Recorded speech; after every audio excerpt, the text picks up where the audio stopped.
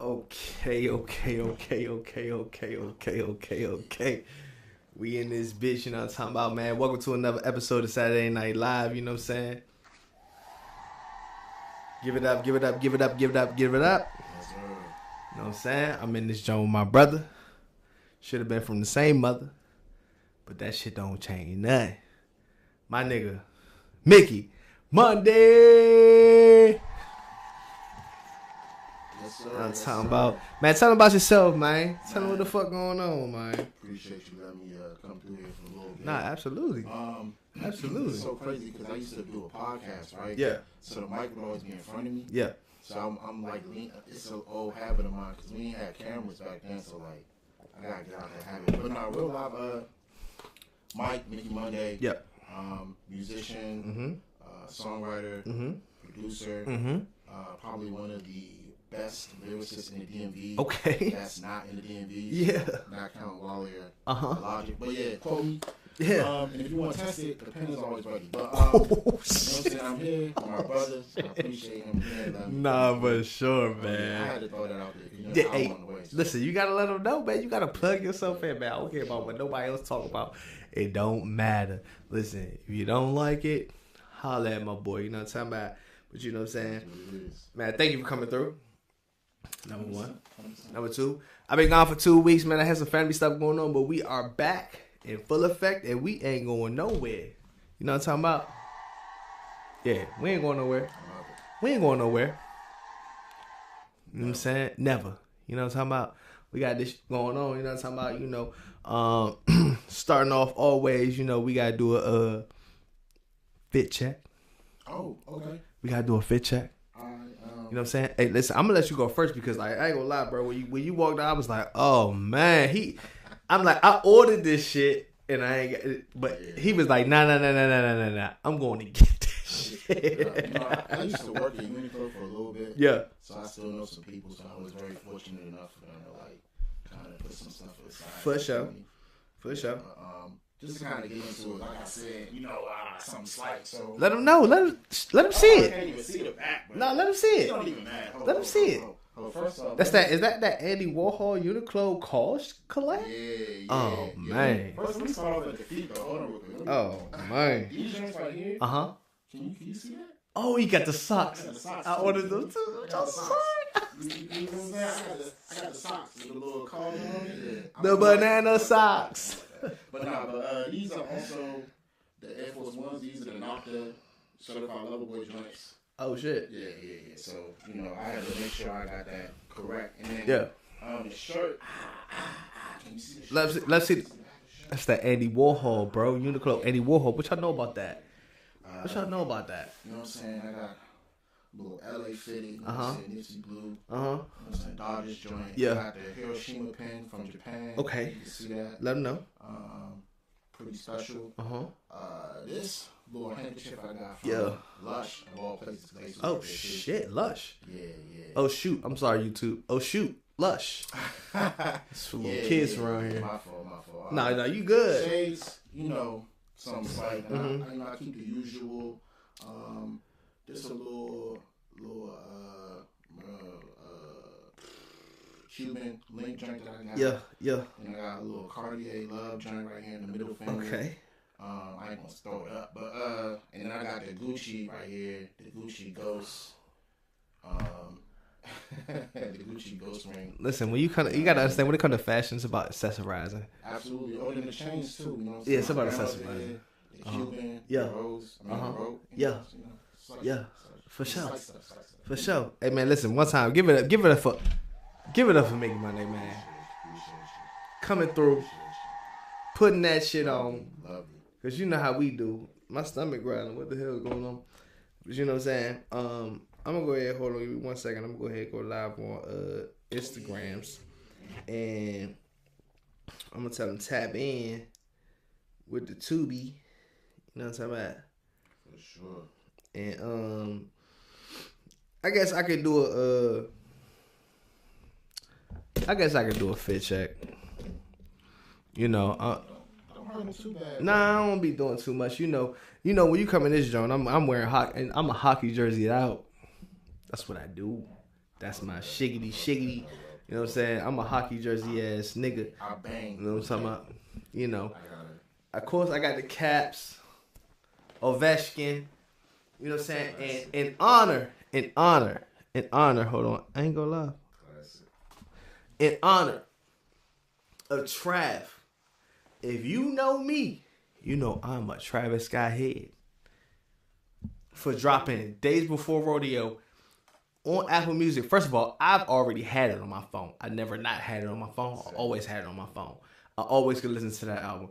But, you know, I got the Hoochie Daddies. You know what I'm saying? Like the first episode, got the Hoochie Daddy Essentials, you know what I'm saying? Boom. I don't know if you can see him. Travie ones. You know what I'm saying? I don't even match. But it don't even matter.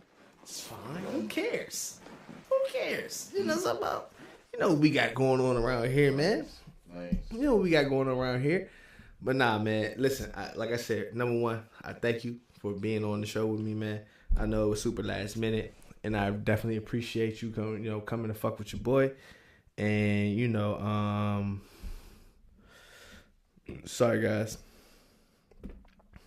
Poor connection. Yeah, my Wi-Fi is booty down here. But, I'm trying to get locked in too. yeah, Wi-Fi is trash. But, we are here today. And,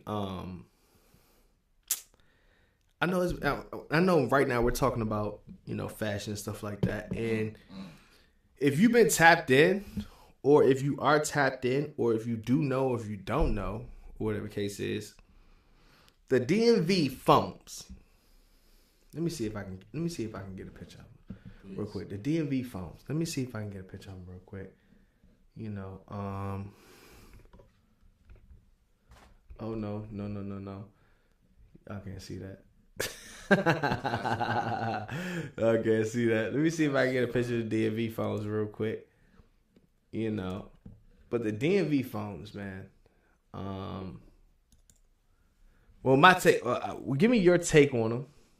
How I feel about them? Yeah. Yeah, 100%. Yeah, give me your take on the DMV Foams. Yeah, while you doing that, I mean, yeah, I'll go ahead and just give my little 2 cents.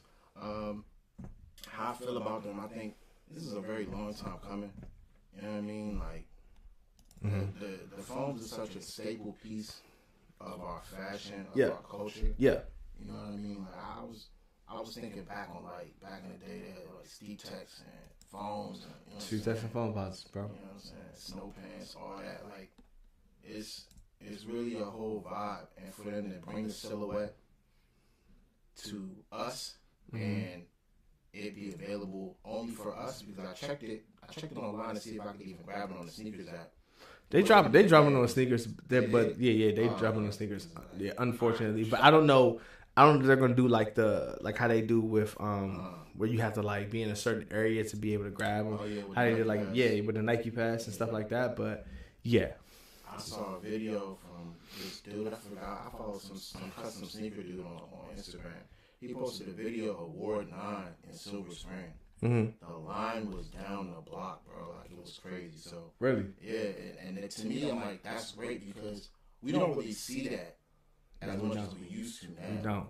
You know what I mean? So it was a good feeling to see people be excited about this shoe, even though I'm not particularly like the colorway is not my favorite. Yeah, I'm not a big fan on it. You know, I feel like there's a couple of other things they could have did. Like, I mean, don't get me wrong. Like with the New Balance, they did the mumbo sauce color. Yeah, like that was cool. I like how they did that. It was like different tones of mumbo sauce, like red or like orange or whatever. I thought that was nice. So to see this, it's great because it still represents us. Yeah, for sure. But I'm like, cherry blossoms, like. Okay. I think it was perfect, man. I think it was. I feel like it was a really good shoe. I feel like that, everybody was really like pressed over the pink Foamposite when they dropped that pink Foamposite, and I feel like this is like a pearl pink, and I feel like it was really nice, and I feel like it kind of really represented the DMV in a nice little fashion or whatever the case is, and it was a nice shoe, man. It was a nice shoe. I'm not mad at it. You know, I'm not mad at the DMV being on the back of it.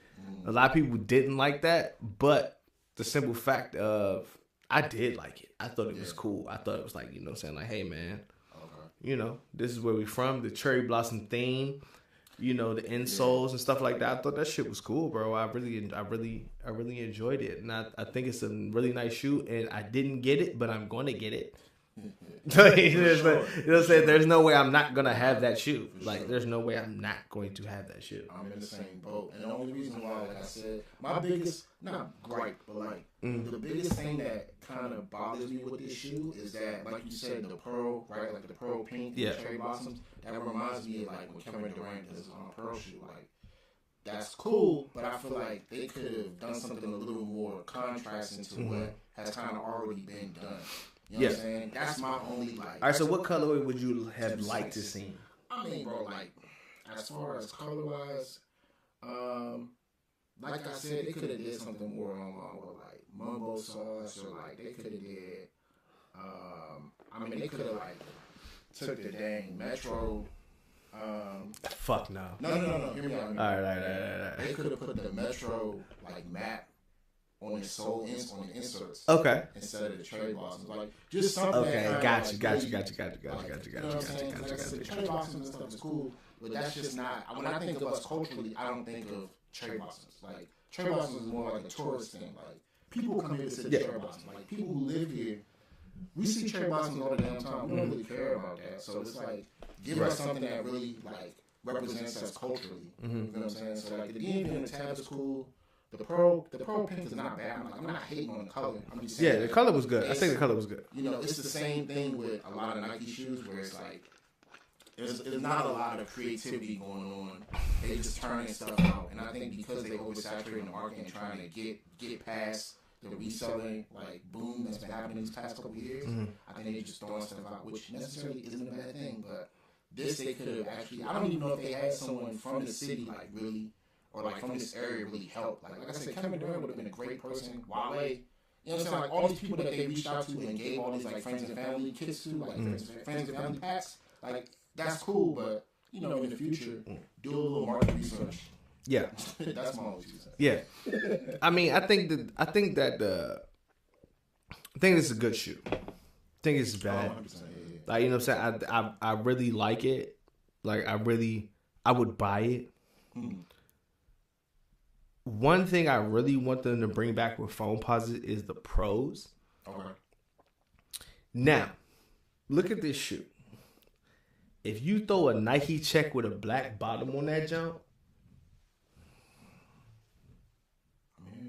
I'm listening. My nigga. I'm listening. I'm interested. My nigga. The eyebrows have been raised. My nigga. You throw a Nike check on this bitch with the black bottom, I'm talking about you got a hit. A hit, instant hit. I'm talking like everybody and their mama would have been buying them motherfuckers, bro. Like, you know what I'm saying? And like I said, it's not a bad shoe. I think it's a really good shoe. I think it's a really, it's I like the cherry blossom theme. I think it's great. Whatever the case is, I feel like we could have did a lot more with them. And I'm not gonna lie, before we started with this podcast, I know we were gonna talk about this. I was looking for I still have the Royal Pros. And I was looking for them, and I couldn't find them because, I mean, I recently moved, so I don't know where they're at. You know what I'm saying? Whatever the case is. But I still have them. They're somewhere around here. But if you throw a black Nike check on this jump with a black bottom. I mean, that would make the shoe. It would. My God. You could wear the shoe all year round. Yeah. Like, this is a springtime shoe. You know what I'm saying? For sure. This is something that you wear to go see the cherry blossoms.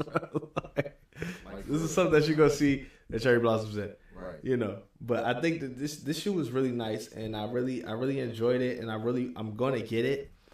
And I don't know when, but I'm going to get that shoe. Like, you know what I'm saying? And I probably will never wear them. Okay. Yeah, I probably won't never wear them. It doesn't fit my style. Like, you know what I'm saying? It doesn't fit my style, and you know, in the direction that, like, I'm taking my styling and shit like that.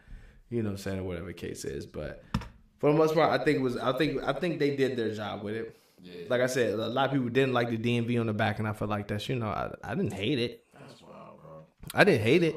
You know, I feel like that because, like, we really made Foamposites a thing. Right. Like, we really did. And a lot of people don't understand that. You know, we often get into these debates with like New York, and they're like, "Oh, we made." No, you didn't. Yeah. No, you didn't. Foamposites, New Balances, Nike boots. You didn't do it. Right. We did it. And I feel like oftentimes they don't give us our credit when it comes to like style and shit like that. Like, you know what I'm saying? They don't give us our credit, and I don't really like that. I'm not going to say what I wanted to say, YouTube, but I don't really like that because it's like, you know what I'm saying? We are in the DMV are really big trendsetters. Like, you know what I'm saying? We have a lot of people that come out of the DMV that are really big trendsetters or whatever the case is, but nonetheless, the case is. But that's the DMV Foamposite, man. If you like it, go love it, grab it, you know what I'm saying? Wear it. I'm not going to wear mine. For sure. I'm not trying to. And it's not like we getting paid off this anyway. No, I'm not getting paid off it. Do how you do what you feel. Do what you feel. Yeah. Enjoy it. If you want to go wear it, go wear it. Absolutely. You know, whatever. I don't give a fuck. I mean, a freak. It's gonna be a bunch of interesting fits on TikTok with these, but Yeah. you know, don't let that discourage you. Don't let that discourage you. Don't let it discourage you. You know, and ain't nothing wrong with that. You know, but one other thing we did talk about, and I'm gonna find it. Yeah, I was really trying to. I was in my fiend bag, you know, cause you know, like I said, you know me, I'm a trap head, and but we did talk about that Tyrese interview. Oh yeah. Yeah, so let's get into that Tyrese interview, and it's the one that I seen. Yeah, that's cool. I watched the whole thing. Did you watch the whole thing? Like hour of it. Really? Yeah, but like I'll get into it. Yeah. It's interesting. You know, I didn't really get into it, or whatever the case is. You know, but I feel like this can kind of segue into a lot of different topics because I know Tyrese is always, like, you know, kind of controversial, or whatever the case is. But let's go ahead and get into this Tyrese topic. I wish I know where this is. I want to like provide context before we start talking. Go ahead, yeah, provide context because I haven't watched it yet. Yeah, so basically Tyrese is on the Breakfast Club. He's promoting his new movie that's called 1992, and he's also doing an album. I forget the name of the album, but this portion of the clip, he's actually talking about the relationship that he had with his ex and how the pain and like the turmoil or like. Basically, everything that led up to the divorce and him and the children or child or his daughter or whatever, how that basically gave him the material for the album. Okay. So, like, there's a moment in time where he's just like even though I could talk about my ex all day on this radio station, I want to thank her because I technically wouldn't be the person that I am today had I not gone through that stuff, and I wouldn't have been able to craft the album and put the music together that I'm anticipating on releasing because of what happened. Right. So as he's going through that, then he kind of goes into what he's about to discuss in the clip, which my brother will play in a moment. Yeah, this is a 12-minute clip, and it says Tyrese goes viral after Wild Breakfast Club interview. So I'm sure we're gonna have a lot of things to talk about when it comes to this. So we're gonna play. You should have never asked the question. I love you, if you didn't want to see. I love you, brother. I love you. How hard it's been to get through. I love you, black man. Okay, do you not cry? Absolutely. You might not bring it to the radio. Absolutely. But this is what being grown is. Thank you, brother. I'm not doing this. I need one. My makeup going to mess up. Hear me. My concealer is sitting today. Hear me. Black men cry. When divorces happen, women aren't the only one that are devastated. When a miscarriage happens, women are not the only one that you should be checking on. When you can't put food on the table because your career goes up and then it goes down, stop calling, skipping over the man, and just checking on the woman. This is real shit out here. I'm gonna wipe my own tears. Messing up my makeup, Tyrese. I love you, sis. When you do things from the heart, it affects hearts. That's what beautiful pain is. Y'all might outsell me the first week. I made a fucking classic.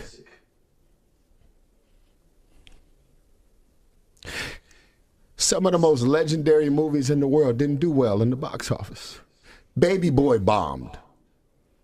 Really? Do your research. Is it a classic? Absolutely. Yeah. Is Baby Boy a classic? Hell yeah. People didn't even know who the fuck I was as an actor when that movie came out. Baby Boy, the only reason BET still got a network going. Praise God. If the movie bombed in the box office, why is it the only movie that they still playing on BET every day? Don't confuse data and numbers and popularity with the reality of what affects hearts. I'm a grown-ass man, and I'm going to tell y'all something about 1992, as well as The Masked Singer when I did that show. Praise God for Nick Cannon. Shout out to him. I was really a masked singer. I needed that mask so fucking bad. Wow. I needed that money from that show so bad. I didn't have it in me to go stand on that fucking stage and sing, and praise God I had a mask on, because while I was on stage singing, if they had seen my face under that mask, Right. listen, if it all ends for me tomorrow, I never sold you on fake. None of this jewelry on my arm is real. Don't love me because of no fucking diamonds. Take all this shit. This bracelet right here look real as a motherfucker. This shit was $23 on Amazon. You said look real. Nothing. It's something. Hear me out. I didn't think it looked real. It don't look fake, right? If you out here getting fake vagina over your fake jewelry, reality is reality.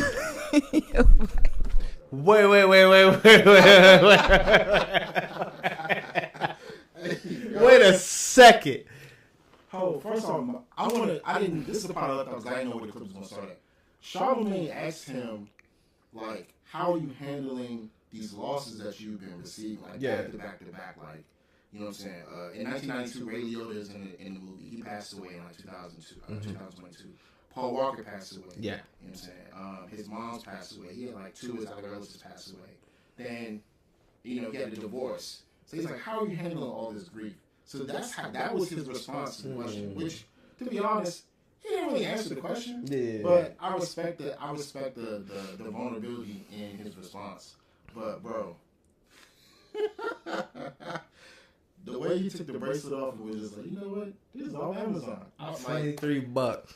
It's astounding now how like these things are now coming to light, and we're learning more about celebrities, and the frugality of their expenses or their purchases. Because like you look at somebody like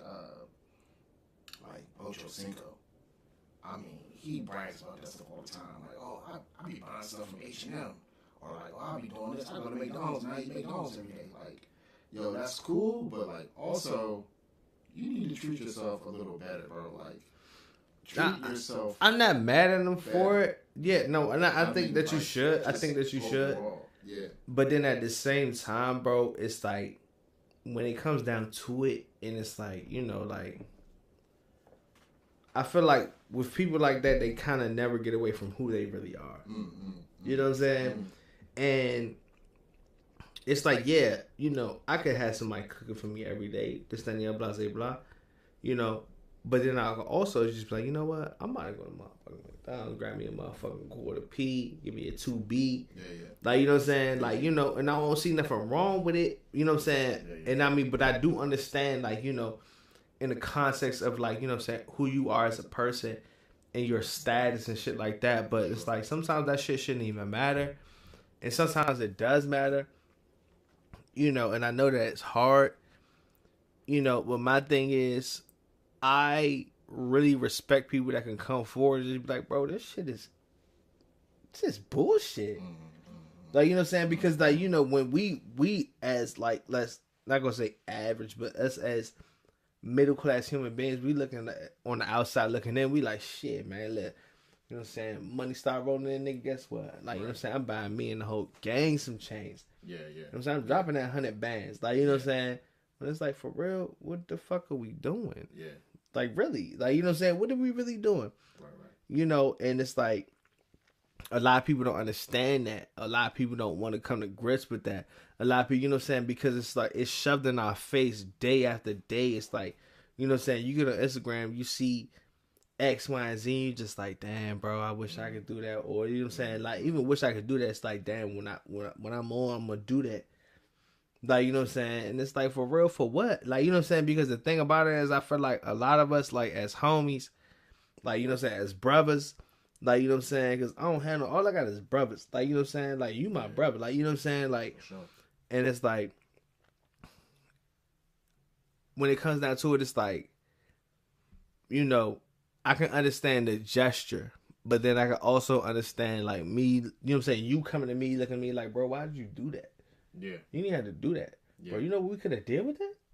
Yeah. Like, you know what I'm saying? Like, Yeah. you know, I feel like it's a lot bigger than just, like, you know, motherfucking, like, boom, I'm doing X, Y, and Z for, you know what I'm saying, for the bros and shit like that. Like, you know what I'm saying? It's like, yeah, you know, because I know my bros, and I know my bros are really my bros, and they gonna be like, fool, like, for real, you ain't had to do that shit, bro. We could have fucking went to Colombia, nigga, and just had a good time, or we could have just, you know what I'm saying, we could have, you know what I'm saying, we could have did so many other things. Like, you know what I'm saying, we have so many ideas in our circle, we could have did so many other things besides that.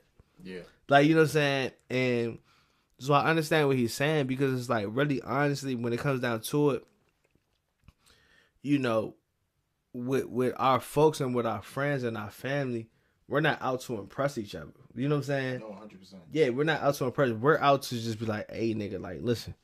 Right. If I'm good, you good. Like, you know what I'm saying? If we good, we good. Like, you know what I'm saying? This shit work out, it do. If it don't, guess what? We still got each other. Don't matter. Like, you know what I'm saying? End of the day, it's not going to be on some shit where it's like, you know, like, damn, bro, like, this shit didn't work out, or, you know what I'm saying, this not, or you promised me, no, it's gonna be like, bro, listen, you don't gotta promise me shit, bro. We gonna do this shit, or we not gonna do this shit. Right. Like, you know what I'm saying, at the end of the day, I don't care. You still gonna be my brother. I don't give a fuck. Like, you know what I'm saying? Yeah. But what a lot of niggas don't understand is they don't have that bond with, like, you know what I'm saying, their people that's around them and shit like that. Like, most of this shit will never matter, because at the end of the day, I can be like, I can call you and be like, hey, fool, shit fucked up. You be like, what's going on?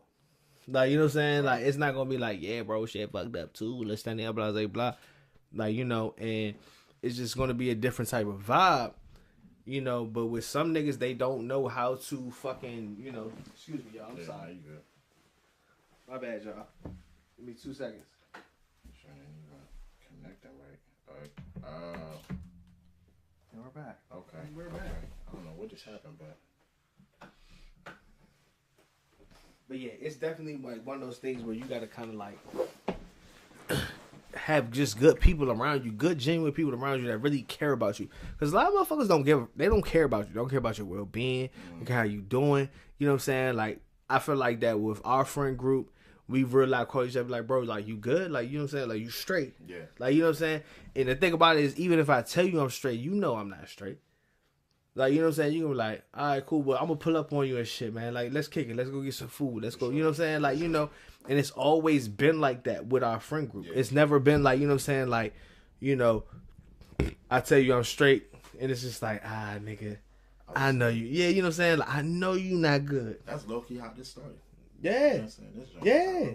Yeah, bro. Like, you know what I'm saying? It's like, bro, like, one thing I can say about my brothers is my brothers will call me and they just be like, what's good, bro? Like, and I don't know if y'all can sense it, or, you know what I'm saying, y'all just be like, hey, fool, like, you straight? I'm like, yeah, I'm good, this and that. Nigga, you ain't good, nigga. Like, come on, let's link up. Let's go get some food, bro. Let's go kick it.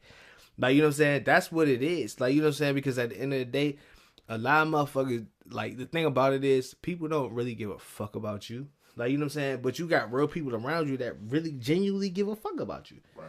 Like, you know what I'm saying? And it's like, I know me, and I know how I get, and I get real isolated. I block myself off away from everybody. Like, you know what I'm saying? But to the point where it's like, you know, I never block myself away from my brothers, but anybody else, I'm just like, bro, I don't want to talk. Don't call me. Don't text me. Don't none of that shit. I don't want to talk to you. Like, you know what I'm saying? You know, but when the bros be like, hey, bro, what you doing? Like, come on, let's link. Let's go out, this, and the other. I'm like, all right, cool. You know what I'm saying? It's definitely one of those things, man. It's like, it's hard. It's hard being a man in this society. It's hard, like, you know what I'm saying, trying to find yourself and be okay with yourself. Like, you know what I'm saying? And proceed to just being like, yeah, shit's cool. When you know that shit is not cool. Like, you know that shit is not cool. Right. But as a man, what the fuck are you going to say? That's real shit. You know what I'm saying? Like, what you going to say as a man? Oh, man, I'm going through it. I'm fucked up, bro. This, that, the other. Nah. We ain't doing none of that. We ain't doing none of that. I mean, I agree with you 100% because, like, going back to kind of like where I was, like, finishing off at, like, it's one thing to have these things and be unhappy. It's another thing to still be unhappy and fake it. You feel what I'm saying? So it's like, yo, at the end of the day, mental health is important, period. But there's also a fine line of like, all right, like I don't know how performative Tyrese is. He seems like he's the kind of person to do that. I mean, the dude showed up to he showed up to the Rams game dressed up. I'm sorry, I'm just thinking about it. It's crazy. This man showed up to the Rams game. This man showed up to the Rams game dressed up as Marvin Gaye to sing the national anthem. Why? Because he felt like it was a good publicity stunt and that people would be drawn to it. It's great. It's a great marketing strategy, but I'm just like, how much of that is actually authentic versus you being performative, right? Yeah. So it's difficult to be. I love you, sis. It's difficult to be. It's difficult to be like very black or white on the situation because, at least in this particular context, yes, he's gone through a lot, and yes, he's being transparent or vulnerable with us, but it's just like, all right, brother, like when are you going to get the help that you deserve? Like, that's really what my takeaway from all of this is. Because at the end of the day, whether he wearing a real necklace or a real whatever or not, like, bro, like that still don't mask the fact that you are obviously dealing with trauma. Yeah. Trauma that has been compounded. And it's like you get one loss and you can't even heal from that loss because you received another loss. You feel what I'm saying? Yeah, for sure. Yeah, so it's imperative that we as black men continue to check up on one another. Yeah, for sure. And also black women as well. Even though, given the context of this video, he was saying basically not to just like overlook men and just go straight to the women and see how they're doing. I mean, yeah, that should always be the sentiment. Like we're in this together, right?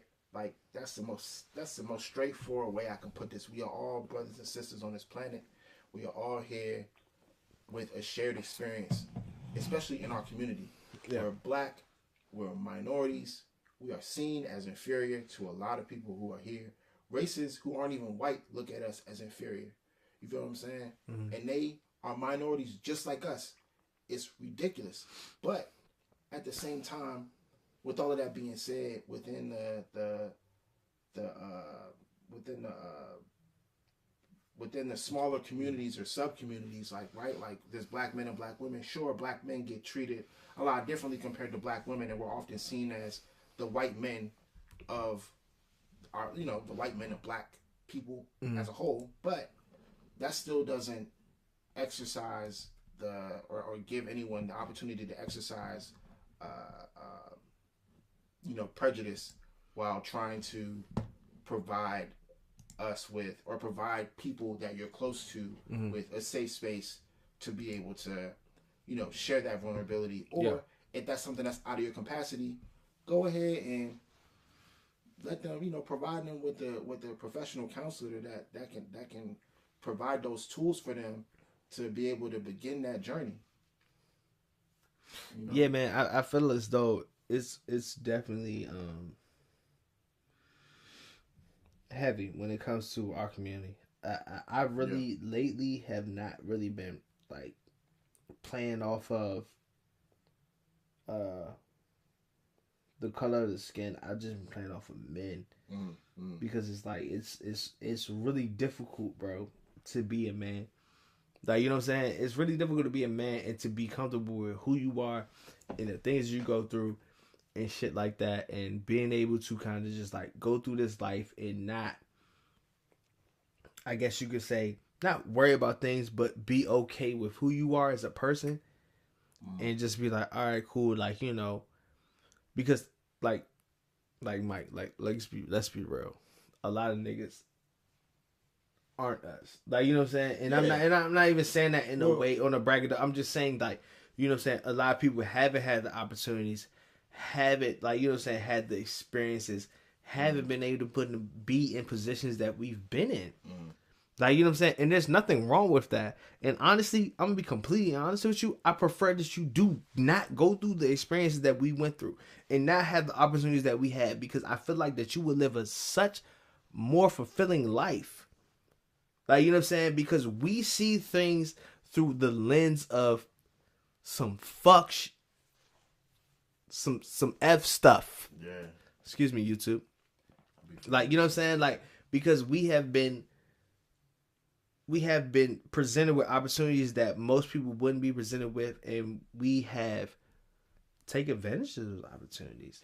Yeah. Like, you know what I'm saying? And we've seen the other side of things where we're just like, bro, like, I can't believe that. Like, you know what I'm saying? Not even I can't believe, it's like, okay. But then, like, we get numb. Like, you know what I'm saying? We get numb. We're just like, all right, cool. Like, you know, like the way I feel about certain things, bro, I'm just like, all right, whatever. Like, you know what I'm saying? Like, yeah, it's just like, it's not even fair to myself, number one. It's not fair to the women I deal with and stuff like that. It's like, you know what I'm saying? Because I just really, because of, I'm not even gonna put myself out there like that. But just know, like, you know what I'm saying? Like, you know, we see it from another lens. Like, you know what I'm saying? And some guys don't see it from that lens because they never been in that position. They never had to ever see the things that we had to see and things that we had to deal with. Like, you know what I'm saying? It's like, you know, but then we get to the point, like, where we just like, all right, cool. I'm fed up. Like, I'm cool. Like, you know what I'm saying? I'm going to do my thing. And now, you know what I'm saying? Whatever, you know, comes to me. Or whatever case is, but I ain't gonna force nothing.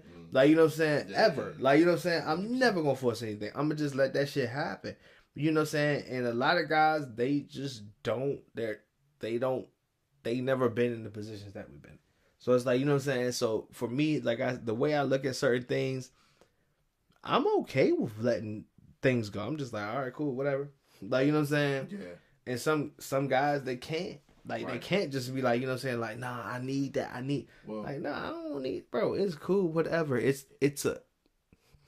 Go ahead. I'm not even gonna. No, you're fine. Proceed with the freak I was about to say, because it was gonna be out of pocket. But, like, you know what I'm saying? It was gonna be super out of pocket. No. I feel you. But that's excellent that you said that, because a lot of things that you're saying, even though it's easier to do those things, that in itself is still a trauma response. You feel what I'm saying? So having those moments where you're just like, you know what, I'm able to let it go, I'm able to do that. Yeah, that's excellent. But there's also a reason as to why you're conditioned to do that. Why now that's like a subconscious like reaction for you. Right, exactly. To just, I mean, I do it all the time too. Like, you know, not to put myself out there too, but like, there's situations where I come across, somebody might say something to me a certain way, and I'm like, all right, after just processing what they said, I'm like, yo, I don't have to sit here and do this. Yeah. I'm out. You know what I'm saying? So it's like, but that is like it's not necessary. I don't want to call it a defense mechanism. Maybe it is. But that's just because we're so used to dealing with things a certain way that we automatically default to that, because it's just. No, it's definitely a defense mechanism, bro, because it's like, we understand why we're defending ourselves. Like, you know what I'm saying? Like, you know, it's because I know. The thing about it is, when you run into certain people, like, all right, so my whole thing lately is, I feel like I've been running into the same female over and over and over again. Word. Like, you know what I'm saying? Like, so my response is just like, all right. Yeah. Like, you know what I'm saying? Like, okay. Yeah. Whatever. I get that. Like, you know what I'm saying? Like, you know, so, like, and the thing about it is, it would be different if I did not go through the certain things that I went through dealing with females over this long period of time. Like, if I did not have that experience, then I would say, like, oh, she's different. Oh, she has this about her. This, that, and the other. She has this. No. So my thing now is, like, you know what I'm saying? I'll be like, oh, you guys are all the same. There's nothing different about you. Yeah. Like, you know what I'm saying? There's nothing. So when I start to see certain things, I'm like, oh, okay, I've seen this before. Right. But I deal with it. Like, you know what I'm saying? Like, and a lot of people don't understand that. It's like, you know, I'm not going to say a lot of people. A lot of guys don't understand that. Like, you know what I'm saying? It's like, once you really start to see, like, once you're like, oh, like, you know what I'm saying? Like, you know, once you really open up and you be like, you ain't no different from her. Right. You just different package. Right. What makes you different? Yeah. Like, you know what I'm saying? Like, it's the same. Yeah. There's nothing different about you. It's like, I went through this 3, 4, 5 times again. Right. Like, you know what I'm saying? Like, so it's like, once you start to see it, you're just like, oh, okay, I see what this is. Yeah. I'm good. Like, you know what I'm saying? I'm good. Yeah. Like, you know what I'm saying? Some guys don't have that privilege. Like, you know what I'm saying? And I'm not, my thing is, I'm not mad at you for not having that privilege. I want you to go through those experiences. Mm-hmm. Like, you know what I'm saying? I want you to have those experiences. You should have those experiences. You know what I'm saying? But then I also commend the guys that don't have to go through those experiences and find somebody like, bro, I love this girl and she loves me and this is love my life. And we do this and we boom, boom, bow. Right. I commend that. I wish I had that. But the simple fact that I went through so much with women, like, you know what I'm saying? Yeah. That it's so hard for me to see that on the other end. You know what I'm saying? Yo, 100%. Like, it's so hard for me to see it because I'm always in my mind like, oh, all right. You know what I'm saying? I'm calculating everything now. All right, cool. How long before you leave? Yeah. Like, you know what I'm saying? Yeah. How long before X, Y, and Z? Okay, what do you really want? Mm. Like, you know what I'm saying? What's going on? Like, instead of me, I'm not going to say being naive, but instead of me, like, saying, like, all right, cool, like, I'm not even going to think in this form of fashion. Right. But it's like, you know what I'm saying? Once you dealt with enough, you're like, all right, let's see what happens with this one. Yeah. Like, you know what I'm saying? Which way we going? Yeah. What we doing? Like, you know what I'm saying? Like, you know what I'm saying? Like, you know, you going to play me or you going, you know, I'm going to play you. You know what I'm saying? And it's like, you know, you always get that ball in your court. Sometimes she take the ball and shit like that. You like, I'm going to let you have the ball for a little bit. All right, cool. Let me see what you do with it. Mm. Okay. I get the ball and it's like, all right, bet. I felt like you played me a little bit. All right, cool. Now it's my turn. Yeah. And you know, what I'm saying? it's crazy how that is because I was gonna say men and women have this strange like gap of like when I say gap, I think of it more like a moat around a castle, right? Yeah. Where it's like I'm gonna just use women in the castle because of the whole princess thing. Yeah. I'm gonna just leave it like that. But you know what I'm saying? Women are often seen as the prize, right? The castle's there, the women are in the castle, they're princesses, they'll be treated like queens, all that stuff. So that's why that is where it's at. But I feel like as far as communication, that moat is there, and it's like we're trying to get to we're both trying to figure out how we can effectively get over that trench and be able to mutually understand each other. And I feel like there's a lot of like groundwork that still hasn't been done with our generation.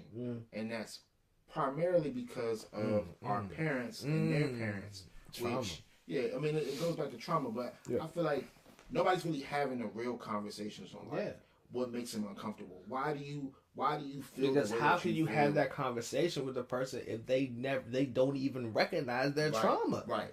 Well, I mean, like, you know what I'm saying? Like, well, if you don't, my thing is, if I come into a relationship or if I come into, let's say, a common ground with you, and I'm recognizing your trauma, and I bring it to you, and you don't recognize your trauma, how the fuck? I'm sorry, YouTube. How the F are we supposed to even reconcile this? Like, you know what I'm saying? We talking like the camera not even here. Like, yeah, you know what I'm saying? Yeah. It's like, you know, how am I even supposed to sit here and be like, oh, like, you know what I'm saying? Like, because, like, the thing about it is, like, your approach, number one, is everything, but it's like, how am I supposed to sit here and tell you, like, hey, you got a lot of shit that you need to, and not saying that I don't. Right. But you have a lot you need to fix. Like, you know what I'm saying? Before you even can consider, like, or I can even consider being, like, you know what I'm saying? Yeah. Me and you being something that's, you know what I'm saying, exclusive. Yeah. Like, you know what I'm saying? Like, how? Like, you know, it's like, you see it. Like, you know what I'm saying? Like, bro, dealing with, like, you see it. You see it. I'm talking first date. You just like, oh shit, this is gonna be a ride. Right. Like, you know what I'm saying? Like, this is gonna be a ride. And if I decide to stay, or if I decide to, like, you know, whatever I decide to do, this is going to be a ride. Well, I'm glad you said that, because one thing that I tend to do that I try not to, like, so I try not to alienate. Like, if I'm dating someone, I try not to alienate them or make it seem like I'm pointing blame to them. Or like, Right, I'm for saying, sure. You have issues. Yeah, for sure. You know what I mean? Like, I kind of... But then I guess at what point in time do they push you enough that you have to really address that? Well, and that's a great question, because for me, I used to have a 3-strike rule. You know what I'm saying? I told you about that. I had 3 street walkers. I was about to say, what No. This nigga is a This pimp. ain't no dirty, no cab confession. This ain't cab confession. You know what I'm saying? Nah, but I had a 3-strike rule where, like, if I see you exhibit the same behavior 3 times and I've talked to you about it 3 times, yeah. After the 4th time, I'm like, there is no need for us to continue this, because you blatantly aren't even listening to what you're not being receptive. So to my what thing I'm is, saying. okay. So instead of doing that, I've tried to take a different approach, because usually when I did that, it would just result in me walking away from it. Yeah. Which, you know, for some people that's okay. cool. So from that, what has your lesson been from that? So, do you think that your Do you think that your 3-strike rule, or whatever case is, I guess I want to say successful in a way that you have, or they have overcome it, in that you have, I guess, deviated into something that was very positive? I mean, there have been times where I've had communication with people, and they, like I said, they'd be like, "Oh, okay, yeah, no, I understand." Blah blah blah. Like, I'll literally lay it out to them. Like, but did they understand though? But that's what I'm saying. Like, they might say that in the moment, yeah, but there's not an actual period of them retaining what I'm saying to them and then applying it back. So that way it's like, oh, you are listening to me. Oh, you are being You are being respectful of what I'm saying. Of what I'm saying and where I'm coming from as an individual, like as 2 people who are trying to enter into a relationship. That's important. Yeah. So for me, instead of doing a 3-strike rule, I mean, I still kind of do it, but like not as intensely as I used to. But like what I do now is like, all right. So why not as intensely as you used to? Because it opens the room up for a lot of confrontation. Right? Okay. Because I don't necessarily tell women like, oh yeah, I have a 3-strike policy. Yeah, of course not. But in my mind, I'm like, all right, you did something that I didn't, that I don't, or basically like I've seen you exhibit patterns from people that I've dated in the past, and I don't want that in my partner. So when that comes up, you know, eventually I have to tell them why. And then, you know, the second or third time, I might explain to them, like, you know, that's something that has happened to me in the past. That's something that I've seen in the past. And, you know, it doesn't really sit comfortably with me. Not that I'm expecting that person to change their entire personality, but it's just like, just be mindful of what you're doing, because every action has a reaction. Right. So to answer your question, what I did was I stopped approaching it head on, and try to take a more ambient approach to it. Like I said, instead of being really direct, use like open statements, or like using statements that encompass 2 people, right? Because if we're having a conversation and I'm just saying you, now it's not really a conversation. I'm talking to you, exactly. I'm talking to you, right. Like, you know what I'm saying? So like that was something that I had to really pay attention to, because not everybody, like the same approach doesn't work for everybody. Yeah, it doesn't. You're right. Right. But what I've learned is by doing that, I'm able to have more transparent conversations. I'm able to have more open conversations where it doesn't feel like it's an attack, or it doesn't feel like I'm being super judgmental. You know what I mean? I point out things that we both can work on, or I might even just be like, you know, because I don't want to like use anybody that I'm like have seen. Just give your best example. Give your best example. But like, you know, it's like, all right, look, like I've been in a relationship. My last relationship was at end of 2020, like mid 2020, right? So like, okay, I'm sorry, don't mean to cut you off, but do you feel like that's the best thing to do, is give comparison? It's not give comparisons, but it's a provide context, right? Like earlier, like, you know what I'm saying? I provided context before you played the clip, so people who are watching, you know, that, like, you know, are watching will understand the the segue into the clip. But by providing that context, it's like, all right, this is what I've exhibited before, and this is something that I see you are exhibiting. I'm not comparing the two, but it's raising a bit of concern for me because you know what I mean. One thing is more or less like the other, and I don't want. I don't want to go back. I want to say exactly. Right, like that's important because if I'm dating a woman and the same thing is happening to me consistently, not only do I have to look at her, but I have to look at myself as well. Yeah. So that's for sure. You know, so that was a part of like the epiphany that I had when approaching my potential partners on some of the things that I might not find as pleasant between the two of us, right? And it doesn't even have to just be like behaviors like outside of it can be intimacy things. Like I might not appreciate like, you know, when you do something. But I always leave the floor open for if I say something, if you feel a certain way, please let me know. Because if I feel a certain way, I will surely let you know. I'm gonna let you know. You know what I'm saying? Like I might have a hard time saying yes sometimes, but I never have a hard time saying no. Like I will for sure. I will say no in a heartbeat. You know what I'm saying? So like yes is a little more I gotta really think about it. You know what I mean? Like long term, if I say yes, what path new path will open up, and what will I have to consider going down the road? Because you know, you never know. You got to consider all possibilities. Yeah. But a no is a flat out no.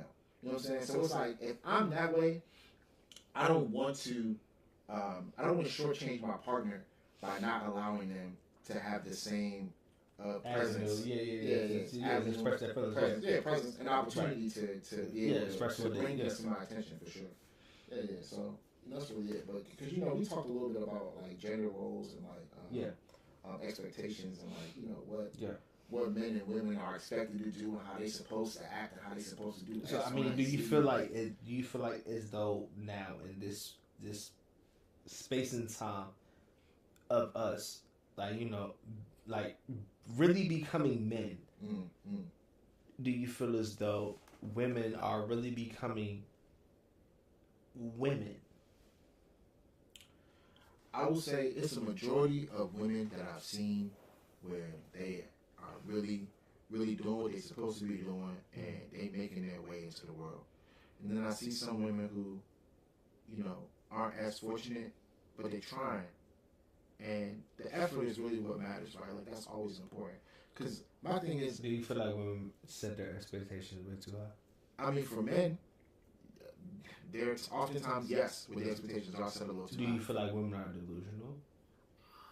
I wouldn't call women delusional. I just think that they're not very great at like statistics and percentages, right? No, I mean, like, my thing is, I feel like women aren't great at assessing the situation.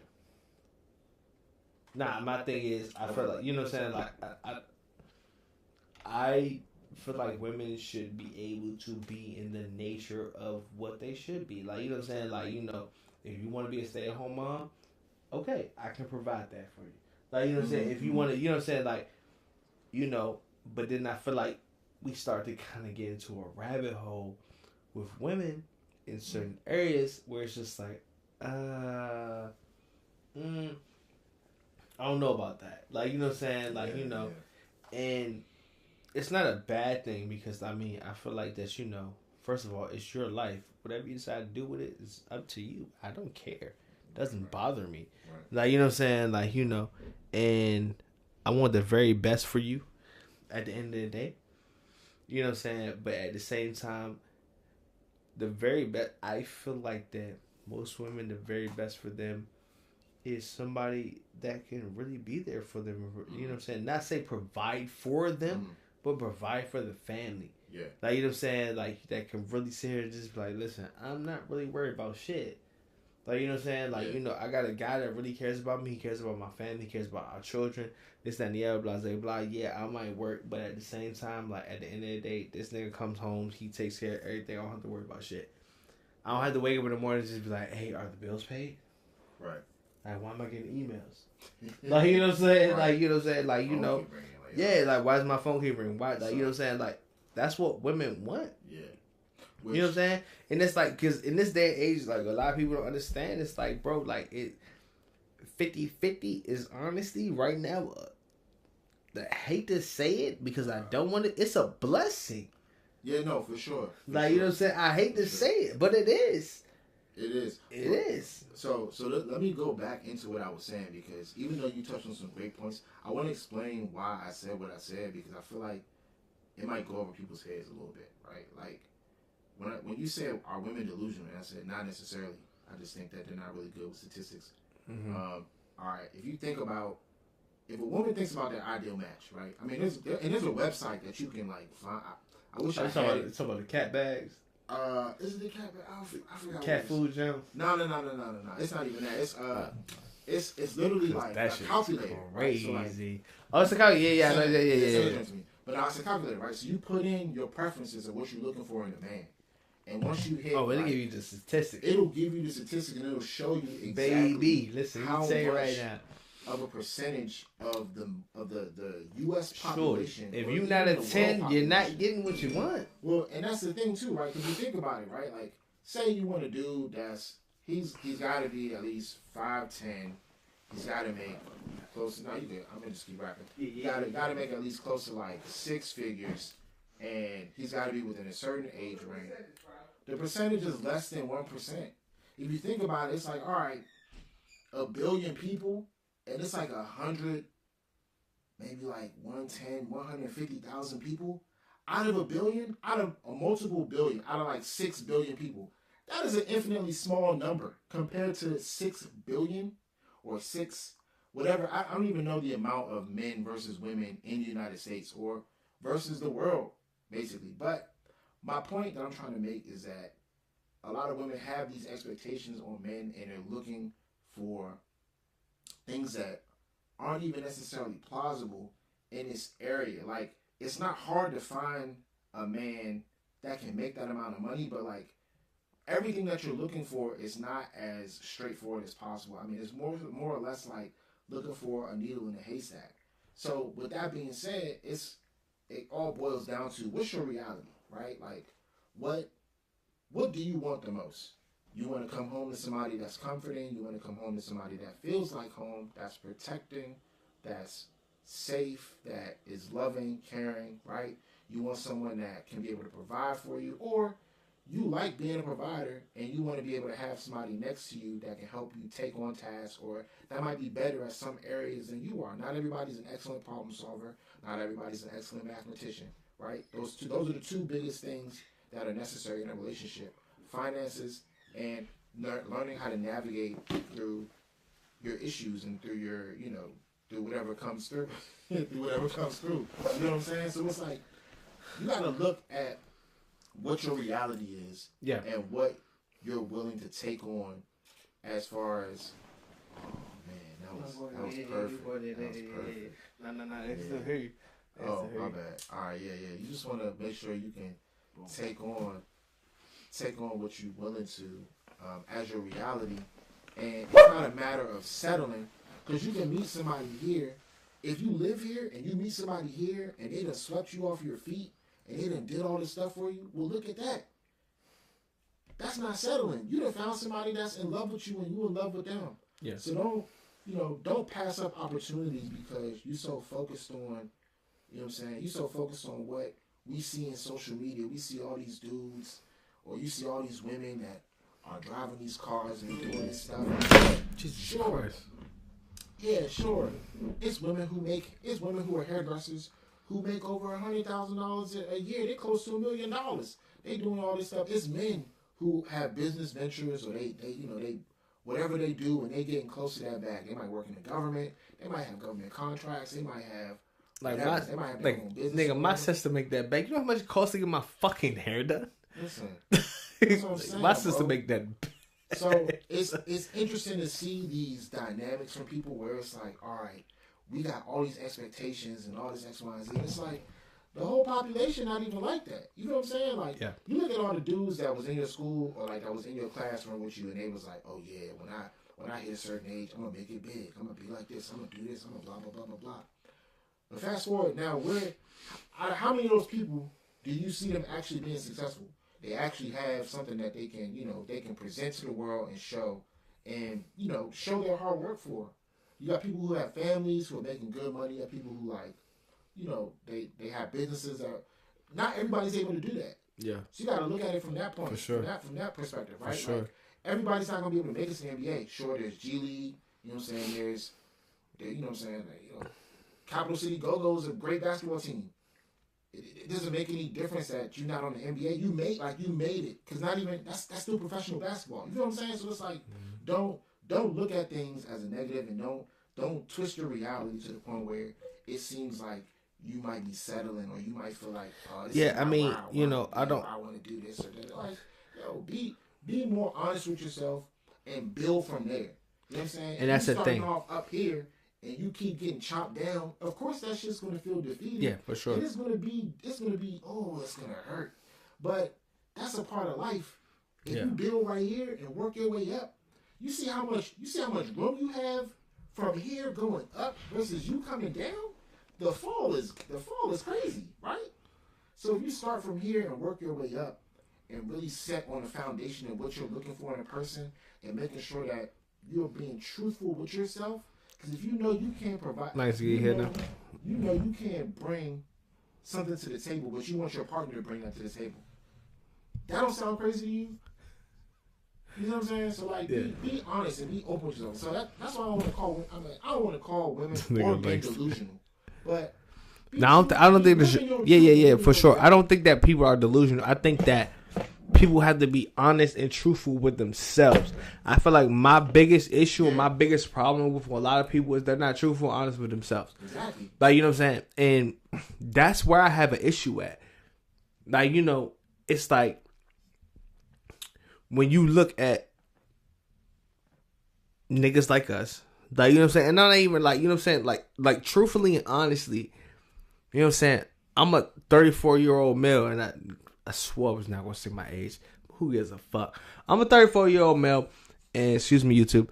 But at the same time, like, you know what I'm saying? I have no children. I have a great job. You know what I'm saying? I have a car, this, that, the other. I got shit that's going on in my life. Whatever the case is. I'm a prime candidate. I'm a pick of the litter.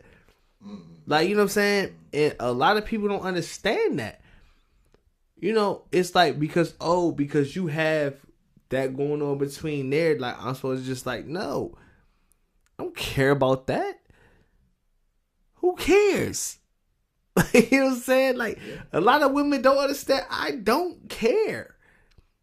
Like, you know what I'm saying? I'm cool with who I am. I've done enough in my life that I'm okay with who I'm okay. You know what I'm saying? And a lot of people don't understand that. It's like, it's like, all right, cool. Like, yeah, like, I'm not asking you to choose me. No, because at the end of the day, I'm going to choose you. You ain't going to choose me. Right. Like, you know what I'm saying? Because 9 times out of 10, I done ran into so many women that, like, and it's not a problem. You know what I'm saying? I don't care. Because at the end of the day, it's like, you know what I'm saying, it's all about how you treat me. And like, you know what I'm saying, if you make time for me, whatever the case is, I don't care if you have kids. That don't bother me. I would like if you didn't. Because there's certain things I want to do for you. But if you do, I don't mind. That doesn't, you know what I'm saying? I'm not sitting here and like, oh. I had to grow out of that. That was something that I was really into. Like, I'm like, oh, you got kids? Nah, I'm good. But no, that doesn't bother me anymore. It's like, you know what I'm saying? It's like, oh, you got kids. All right, cool. All right, look. I don't want you to be a bad mother. Like, you know what I'm saying? But then I also want you to understand that, like, you know what I'm saying? Like, who you fucking with? Like, you know what I'm saying? Yeah.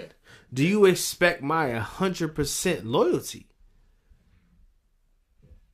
Can you expect my 100% loyalty? Right. You can't. Like, you know what I'm saying? Because I'm not going to sit here and ask you to I'm not gonna sit here and say neglect your children. I would never do that. Like, you know what I'm saying? Yeah. But at the same time, I'm not gonna sit here and, like, you know what I'm saying? Like, yeah, you have children, whatever the case is. I'm not gonna say devote 100% of your time to me. That's not fair. Right. Like, you know what I'm saying? That's fucked up. Yeah. Like, you know what I'm saying? But at the same time, you gotta understand what comes with the territory. Right. And that's yet again, that's a part of like living your reality, right? Like, you know, and I've dated women who have had children or a child, and you know, it's like, it's a constant, like, I find myself being in the situation of like, all right, I'm here, I'm spending time with this person, it's cool, but it's like, it's harder for me to like really want to, you know, be with someone who I can't do. Go ahead. Talk your shit. No. Shit. Nah. Because I know where you're going. I know where you're going with it. You know what I'm saying? Yeah, like, I can't really be with somebody who, like,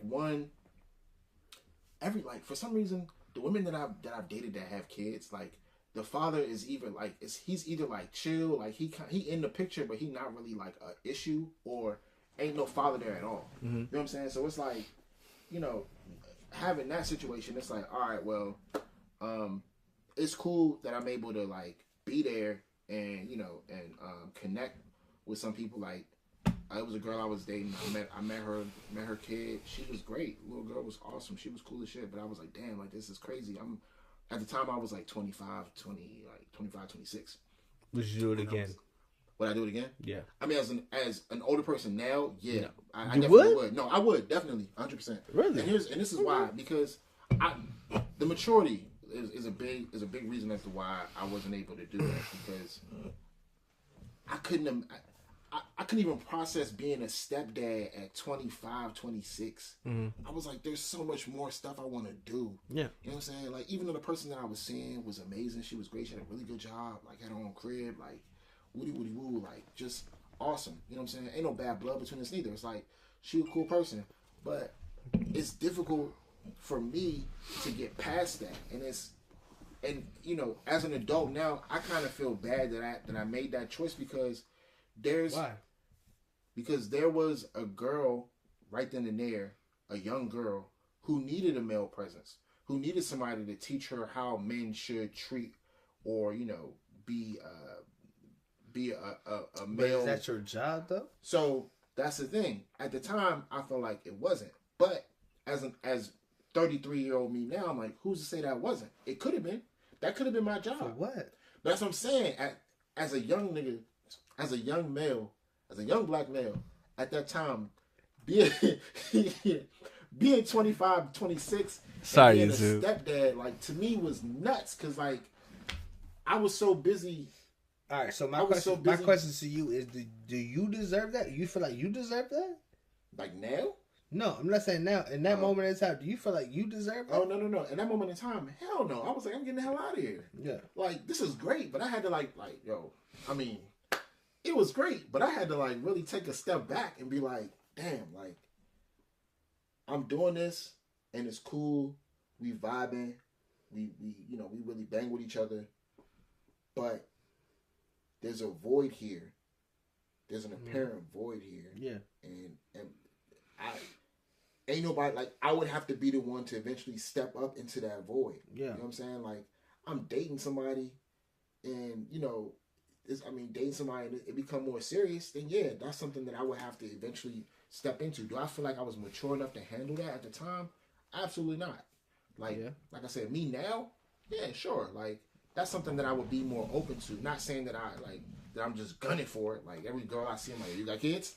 All right, bet. I'm the dad that stepped up. Let's get it. You know what I'm saying? Like, it's not always that case, but I have a better sense of maturity level now than when I did when I was 26. I mean, so what does that maturity level mean, though? I mean, my thing is, are you still going to step into that role, or it's like, you know what I'm saying? Because I understand what you're saying, because, like, you know what I'm saying, like, I don't have an issue. At one point in time, I did have an issue with it.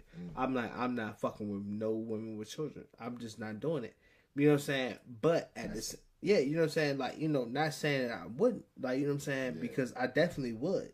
Like, you know what I'm saying? But it has to be, I'm talking like, it has to be a certain sort of standard for me to be able to even engage in that type of behavior, because it's like, you know, my thing is, as men, we grow attached. Like, you know what I'm saying? It's like, you know what I'm saying? Like, damn, like, you know, nigga, you know how I feel about my nephew. Mm-hmm. This nigga can't do. Like the first time I had to rough my nephew up, and I felt bad about it. But I didn't feel bad about it because I'm like, nigga, like, nah, nigga, we ain't playing these games. Right. Because it's like, bro, he called me. My sister be mad as shit. She be like, what the fuck? I be like, no, you can't have it. Then he calls you. And I'm like, oh, what you want? Right. And he get it from me. And then my sister calling me, cursing me out. Yeah. Like, you know what I'm saying? Yeah. Like, you know, and it's like, it's give and take. And at the same time, it's heartbreak too that comes with that shit. Like, you know what I'm saying? I can never imagine my sisters, like, you know what I'm saying? Me and my sisters, we like this. Like, me and both my little sisters, we like this. I can never imagine my sisters saying, like, hey, I'm not fucking with you no more. You can't talk to your nephew no more. Right. I could never imagine that. Yeah.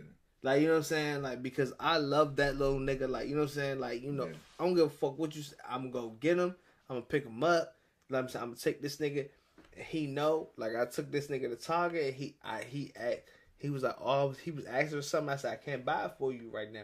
I said, nigga, I just bought you, both my sisters, and me some shoes. I just spent $457. Yeah.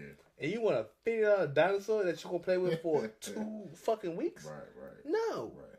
And you gonna cry? I grabbed this nigga. I said, stop playing with me. Like, you know what I'm saying? Like. Yeah. Because that shit gonna hurt. Like, you know what I'm saying? That shit gonna hurt. Yeah. It's no doubt about it. I can't imagine loving a woman and her kids and then she just take that shit away from me. Well, yeah. And, you know, the long-term goal is for that not to happen, right? So we always plan and prepare about what can go wrong. But sometimes you gotta consider what can go right. You know what I'm saying? So, like... Cool, but all right, let's play statistics for a second. Oh man, let's play statistics for a second. Use my own joint against me, crazy. All right, so what's the odds of that happening? What's the odds? I mean, I'm not saying I don't know the odds, but I'm saying asking you, what are the odds? What do you think the odds of that shit happening? I'll be completely transparent with you because I'm gonna just be straight up. Like, if you're doing the right thing and you're doing what you're supposed to be doing, you know what I mean? That won't even be. You don't even have to worry about statistics. I think that only comes into play once you come to a point in a relationship with someone like that, and you're weighing your options. You know what I mean? You're deciding on if that's something that you really want to take on wholeheartedly. Which, you know, if you decide whichever way you decide to go in that decision making point. I can't speak for everybody, but for me, if you tell me that you would get more respect for owning it and just saying, like, you know, it's not for me, it's not something that I'm ready for, woody woo, versus staying with shorty because you still trying to get something out of it, but by getting something out of it, you also depriving something else. You also depriving someone of something else. You see what I'm saying? So no, I totally understand. So that was one of the things that I had to learn as an adult. But I won't say as an adult. No, but I'm saying that's something that I learned from being 25 to being 33. All right, so but my thing is, what would you potentially be getting out of some pussy? Listen, brother. Like, that's what I'm saying. Like, what would you potentially be getting out of it? Cat ain't nothing that I can't get, bro. That's what I'm saying. So that's what I'm saying. That's what I'm saying. Like, so what potentially? My thing is, bro. We all have a preference. We all have an understanding. Yeah. Like, you know what I'm saying? Like, you know, me, like niggas like me and you, we have conversations with women. We're just like, listen, I'm not fucking with that. Right. Like, you know what I'm saying? And it's cool. Like, you know what I'm saying? I'm not saying that I won't fuck with you, but I'm just saying, like, you know, I'm not fucking with that. Right. Like, you know what I'm saying? And that's why I made the statement that I just made, because it's like, for me, if I'm getting to that point where I have to make a decision, it's not just about that. Because like I said, like, that's not an issue. You know what I'm saying? Like, getting now, if it's torch, I mean, I can understand a little bit of the hesitancy, but You I still don't gotta fuck if it's torch, bro. I don't care. No, I'm just saying you still gotta be cognizant of the situation. And, Yeah, like, I don't care if it's torch. I don't give a fuck. Yeah. That shit means nothing. Like, you know what I'm saying? No, it doesn't, bro. Because you gotta understand torch. How long a torch gonna last, bro? But that's the point that I'm trying to make. Like, it's not just about that. Yeah, that's what I'm So saying. that's why I'm like. That's what I'm saying. not Though, even- sex don't mean shit. Right. Like, you know what I'm saying? You have good sex today, and that bitch won't think about you tomorrow. That's also true. Like, you know what I'm saying? Or you had good sex for a year, and it's like, oh, sex is bad. Why is sex bad now? Yeah. Like, you know what I'm saying? Like, you know. And that's another thing too. Like, you have moments where you'll be with somebody and there's like microaggressions. There's things that happen and they compound to the point where y'all might be in a situation where you might turn the water on and she get mad that you turn the water on too fast and the joint splash instead of it just trickling down. Like, instead of it just like trickling down. Trickling down is crazy word. I'm just trying to like prove a point. Like, right? Like, you have situations like that in relationships. So my response to all of that is be mindful of what you do in a relationship to try to mitigate those things. My thing is, all right, so microaggressions. Yeah. I can't give you the tool book. I can't give you the playbook on how to. No. But I'm saying microaggressions. But my thing, that's not. No. Listen, you gonna piss her off. She gonna get mad. And it's up to you. It's how you deal with it. Like, you know what I'm saying? But I'm saying, like, microaggressions. Why do you think microaggressions happen? Why do I think microaggressions? I mean, because it's a.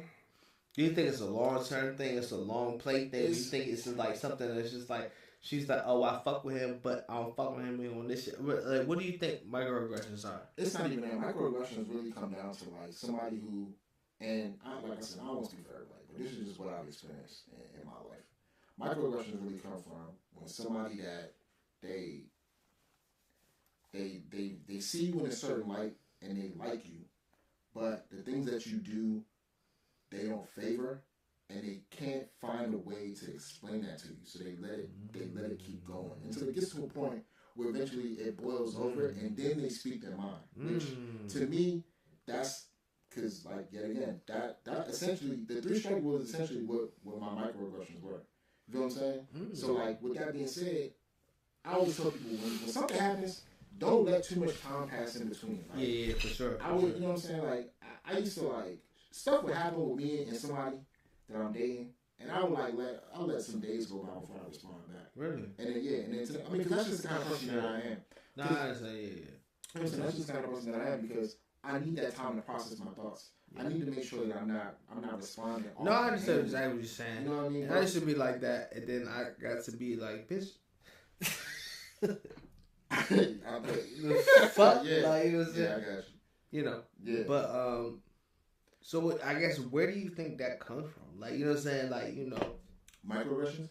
No, I guess just your calmness about like being able to deal with microaggressions, because microaggressions is a motherfucker. And I've dealt with that shit, and I realized, like, having just, like, I'm not gonna say it on the stream, but I realized, you know. Yeah. That's funny. Yeah. You know what I'm saying? Yeah. Y'all didn't hear that. But, yeah. Nah, but, I mean, because here's the thing about microaggressions, right? Like, you're a lot calmer than me, Mike. I mean, yeah, but I also had to earn that, right? Like, yeah, for sure. This happened to me overnight. Yeah, this was something that I had to really like get down. Even though my demeanor in general was just, I'm a relatively chill person anyway. So like, as long as you don't do nothing that rub me the wrong way, like, we cool. Yeah, we cool. So I can step away from you. That'd be fine. Yeah, absolutely. Like, we have disagreements. It ain't nothing to just like kind of like, you know, leave it where it is, and then right, and then we'll come back and talk about it after the fact. Because, you know, we, as two, like, I don't want to say alpha males, but like 2 alpha males, you know what I'm saying? We get here, so it's always easier for us to come back at it more level-headed and more clear. So yeah, for sure. Going back to what you asked though, with microaggressions, the thing about microaggressions is that you don't know they're microaggressions until it's too late. You know what I'm saying? A lot of this stuff that happens, you don't even realize that it's an issue until it's being brought up to you after the fact, and they're giving you like. Okay, so all right, brother. All right, so is this a failure in self? All right, so is this a failure in self-recognition, or is this a failure as far as just like, you know? Well, no, I guess is this a failure of self-recognition? For us, for us, yeah, like you know what I'm saying. It's like I didn't realize this about myself, whatever the case is, and now I realize it about myself. And it's like, you know, I mean, it's a mixture of both, because at the end of the day, it's you can live life completely fine and not even know that you're a microaggressor to somebody. You feel what I'm saying? It takes an action to generate a reaction for it to even be a thing. So it really boils down to whoever you're adjacent to, or like your partner is. It's more so or less like how can this person be able to handle the situation appropriately, because oftentimes with microaggressions, it's not even that's not you, like it's not you personally, but it's something that's affected them. Is it not in the past? No, not directly. Yeah, indirectly, yeah, because you know you're doing what you're doing and it's pissing that person off. But it goes. But I feel like that you do. You feel like you don't know what you're doing? I feel like that with my. I feel like that you know exactly. I feel like that the things that I've done to women and the things that I've like triggered with them, I knew exactly what I was doing. Yeah, well that's what I'm saying, because like I said, you don't know it's a microaggression until you know, right? So if you're doing something to somebody and they find that offensive, or they find it like discomforting, and they don't really say anything to you at that moment, how do you know that that's truly? How do you know that's truly a boundary that you cross with somebody if they don't establish that boundary with you? Because I wanted you to cross that boundary. Well, yeah, but where's the communication in that, right? Like, if you don't establish that, if you don't give them that ground, that footing, then how are they supposed to know that? You won't know. Was it in that's? You won't know. But see, that's what I'm saying. So it's like if you're doing something and you don't establish that with that person, and they, let me flip it backwards. Let me reverse it. If at the bathroom ring. Nah, but if you don't have that conversation with someone initially and tell them like, hey, this is what I like and I don't like, or you might not touch on something that it might not have came to you right then and there, and they did something that rubbed you the wrong way. Yeah. Right? Now, it's on you whether or not to address it right then and there, or to yet again let it compound, let them continue to do the same thing over and over again, and you don't address it, but you wait until the very last minute where you've had it up to here, and then from that moment you just letting everything out. And it's like, but you have plenty of opportunities. But no, I feel like if I express that to you and you understand that I don't fuck with that, right? But you have to do that before you get to the point of like healing over, right? Like, yeah, absolutely. Yeah, so that's what I'm saying. You have to make it be known prior to, because if you don't, and that person continues to do something to you that you don't find appropriate or you don't really like, and you're not saying anything at that moment, and you're just letting it keep, you like making tallies of it. You're just like, all right, bet. When you get to the fourth or fifth, all right, bet, then that's when you're like, all right, bro, like, or all right, shorty, like, I done told you, like, or not even I done told you, it's like, all right, I done notice every time you do this, this is what happens, and I don't like that stuff. And it's just like, yo, that's fine, but say that before, because now up until this point, this person is thinking that what they're doing is fine, because there's no type of like repercussion to your actions. Yeah. Huh? There's no repercussion to your actions. Right. That's what I'm saying. So if you don't make that be known, and this is both for men and women. I'm not just like I'm talking to my brother right here, because like he's asking me a question, but like, please take this and apply it to your life as needed. But what I was saying is, in order for it to really be an issue, you have to address it in a like time frame. If you don't address it within that time frame, and that window expires, I definitely agree with you. And you let it happen again, then you can't be mad at that person the second time. Exactly. Right. But if you get mad at the third and fourth person, if you get mad at the third and fourth time that person does that thing, but you didn't explain it to them, you didn't explain that to them to begin with, like, there's some accountability on your end because you have to be responsible enough to share your boundaries. That's what I'm telling you, bro. Like, it's so easy for me to say no. I'll say no. I say my first, like, I learned no before I learned yes. My nigga, it's so easy for me to say no, bro. I don't give a fuck. I would say no. I'd be like, nah, I'm good. As a kid, you no. Like, you saying no. You don't even know what you're saying, but you're saying no. So to that point, because it's so easy for us to do that, it shouldn't be any less difficult for someone to establish boundaries and provide those boundaries prior to, right? God damn. Yes. Yeah. Hey, man, listen. Jesus Christ, that's real. Put me on that something. No, we talking about the Yeah. No, that's real, man. I mean, I definitely agree with you, man. I think that's real, man. I think that, we're in a state with men where men don't know how to say no. Right. And I think that men need to understand that it's okay to say no. Yeah, 100%. Like, you know what I'm saying? And I think that what comes down to it is a lot of men, they can't say no. You know what, though? It's funny you say that because, let me tell you something. Consent, it's not just a woman thing. It's a man thing, right? Yeah. Like, you know what I'm saying? I don't want to use this particular person as an example, but I feel like a lot of people do, and it's so weird to me. But, like, let's just say, for example, like, someone like, I don't know, whoever your preference is, Lizzo, Natalie Nunn, you know what I'm saying? Some of these women where it's like, they okay, but they not the majority favorite, right? Like, say a woman, like, I don't even want to use a woman. Just say someone that you're not sexually attracted to. Lizzo. Let's go with Lizzo. Ah, okay. Well, let's just use Lizzo. Fine. I was trying not to, but you know. And I'm not saying that as sexually attracted. Don't use this shit against me. Man, listen. I feel like this is gonna come back and bite me in the ass. I was Pause. like, brother, when at some point these clips gonna resurface, They go and it's gonna be bad.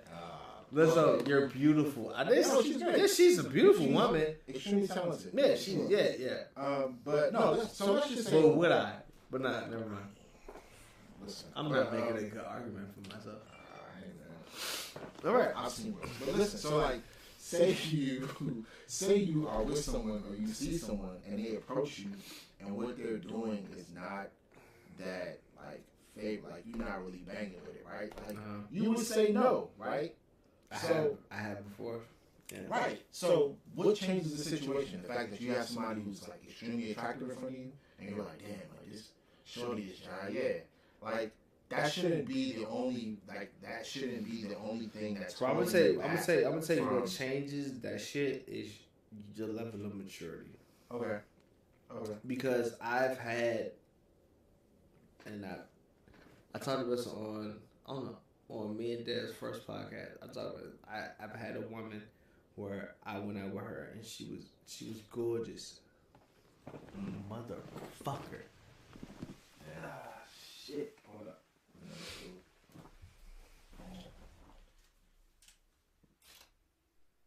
All right, now we're back. We're back. There we go. And I had a girl. She was gorgeous, and I took her out to eat. And this was back when I was at the old apartment. Yeah. So I took her to eat, this and that, blah, blah, blah. And we sit there, we're talking. I was just like,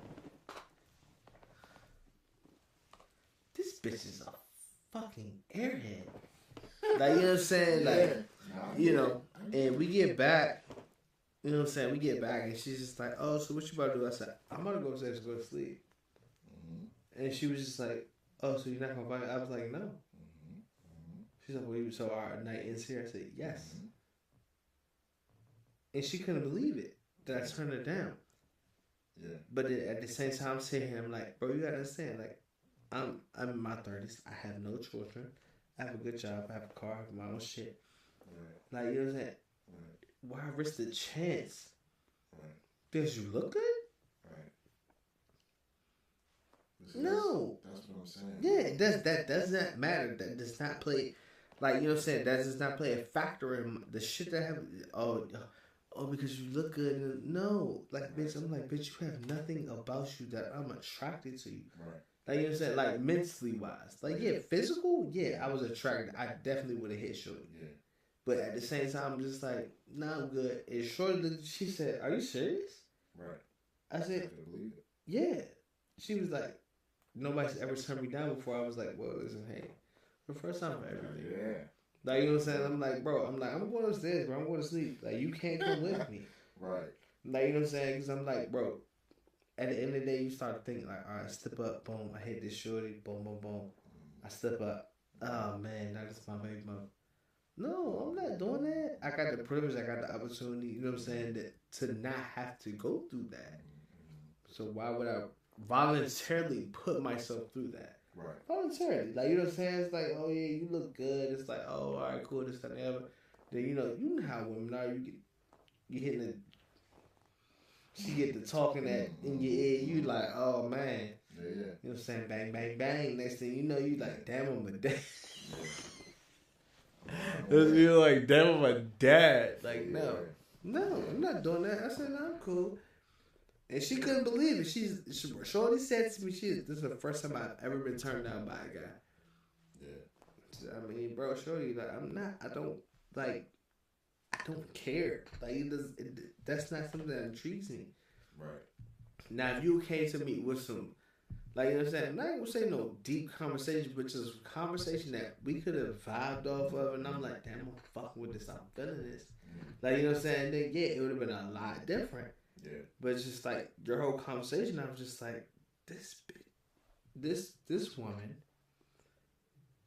is in their head. Like, it just doesn't make sense. Why would I ever put my child inside of her? That's absurd, bro. Like, you know what I'm saying? Like, you know, I'm not doing that. Like, you know what I'm saying? Like, you know, I invite you up, this, that, and the other. Like, come on now. Like, let's be honest. Right. I'm not going to say this on stream. Nah, it's cool. But I'll tell you, I had a similar situation like that. And it was so Thanks for taking over. Because I was going to say I was gonna say, I had a similar situation like that. And it was just interesting how, like, you know, basically Shorty wanted me to kiss her. And I was like, yo. Cool. You know how people think the date is going well, and like, they're like, oh, I'm gonna hug, kiss. And I was like, I'm not really feeling, like, I wasn't really feeling it like that, and I was trying to be real, like, subtle with it. So I told her no, thank you, and she just kind of like froze, like she couldn't process what just happened. And you know, I mean, we didn't talk after that, but like, it's interesting that like women are like they get like a deer in headlights when nigga be like, I'm cool, yeah, I'm cool. But that should be normalized, like in the same way, cool. Like, bro, in the same way that women look at us and they think to me and they go, oh, men should do this and men should be more blah blah blah blah blah. Like, yeah, that's cool, but like, what about when the roles are reversed? Yeah. Right? Like, that's important. Like, I don't really want to go too much into this, but there's a little Twitter thing that's been going on for the past week that I can't seem to escape. I opened up one Twitter thread, and now, like, every time I log into Twitter, I'm seeing more and more tweets about this shorty. She's like a sex worker. I forgot her name, but she's dating she was like trying to date this dude that was like fake Brother Nature, and apparently she was sending him like nudes. And he was just like, oh, like one time he texted her, he was like, oh, what are you doing? She was like, oh, I just got finished recording some videos. And he was like, well, like, do you mind if I see? And she was like, no. And he was like, okay, well, is there like a particular reason why you're saying no to me? And she just like kind of was going back and forth with him about that. And then months later, after he ghosted her, after that conversation, he stopped talking with her, stopped talking to her. So like, after some months later, she basically was just like, oh, he was harassing me and doing kind of like blowing the situation out of proportion.